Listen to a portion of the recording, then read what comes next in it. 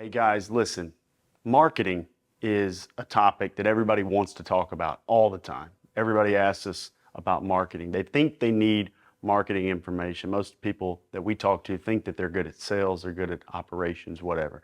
We find out that they're not that good at sales and operations. But on the marketing front, I am going to give you a contextual tip. And that is lead development, in my eyes, is not marketing. Marketing is an overall look at how I'm going to approach the entire marketplace. Sometimes lead development can be a segment. We can have a short-term lead flow concept, a mid-term lead flow, which is where I'm getting a little bit higher quality, and then a high-quality branding effect, bringing in the super high-quality prospects. And this doesn't matter if you're selling insurance or anything else. The fact of the matter is, every industry out there, as it grows and grows and grows, becomes this race to the bottom of lead development and lead quality. People will post things online showing that they're getting $1 leads. The cost per lead is irrelevant, because if the lead really didn't show any value, I mean, to be quite frank, you can get a lead for like 10 or 12 cents if you buy them in volume, because those leads are just opt-in data. But typically these people didn't know what they were opting into. It's why the FTC and the TCPA rules and even the TPMO to TPMO transfers under CMS are in such a big kind of disarray in that marketplace, because it's been a race to the bottom. It's been taking this data and then taking it to offshore call centers or campaigns that's just berating these people to death everywhere they go, even though they might not have expressed any true interest. Legal expression of interest to the letter of the law isn't true interest. And so we want to push people to do higher quality marketing. In fact, on the Medicare world, the Medicare and health insurance world, under the Center for Medicare and Medicaid Services, I get what they're trying to do with all these marketing compliance rules.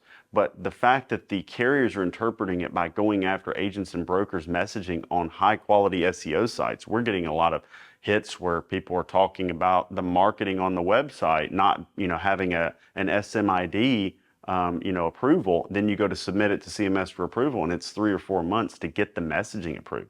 It's really not conducive to an environment where you actually have high quality marketing in a timely way, where you can put out quality information for people. They should be attacking the opt-in data groups more and leaving the people like small agencies and brokers that are just putting up general information about Medicare for people to digest at their own will, whether they ever become a lead or not, alone, in my opinion, and my opinion matters. So, but the end user, when you keep the end user in mind, that Medicare beneficiary, that health insurance beneficiary, if you're somewhere else, life insurance, property and casualty, if you're in a different industry altogether, if you're keeping that end user in mind with your messaging, that should be the goal. The goal is to make sure that you're getting that high quality prospect by not tricking them, by not baiting and switch, by giving them quality information, by giving them a quality process to get quality information. And then when you're talking to them, or they call in, or they directly respond, the reception for your communication with them is now high. It's highly encouraged by them because they actually want your information.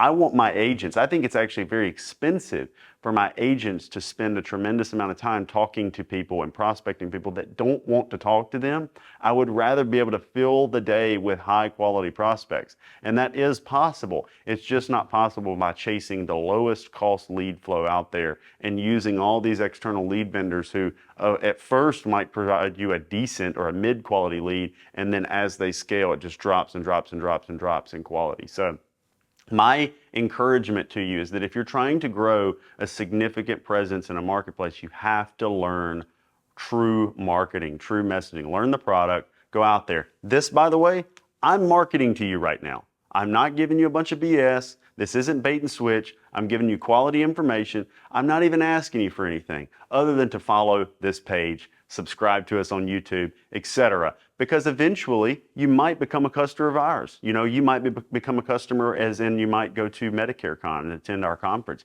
You might come to our events behind the agency. You might subscribe to our software, Go Guru. You might do all that. But if that begins on some sort of bait and switch tactic, you got to ask yourself, the way that you're buying leads and those leads are being marketed to, would you buy from that? And so then think, who is the person that's responding to this? And if they'll respond to this bait and switch crappy marketing, it's lowering the LTV, it's making all of these people change plans faster because they're responding to that same messaging over and over and over again.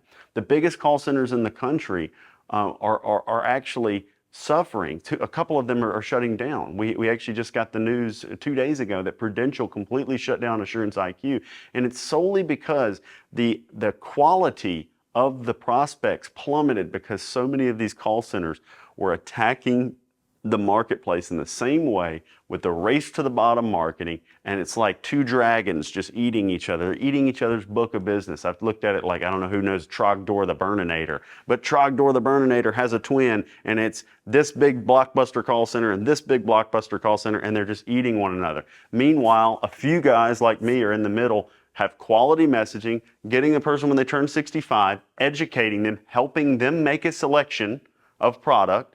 They stay on the books because they're happy. They buy additional products because they want those additional products. Our agents are happy, our clients are happy, and the LTV of what we're doing is so much higher that we can afford to spend more on marketing. If you think you have to have a sub $200 CPA to be profitable, it's because you're paying attention to these $900 LTV numbers on a Medicare Advantage plan, when you really need to think about Med Sup, under 65, Medicare Advantage, cross-selling additional products, and reaching a prospect that is never going to leave you because you educated them right on the first time, and they're never going to respond to that dumb bait and switch, little BRC mailer, blah, blah, blah, BS, okay? Think quality. It doesn't mean digital.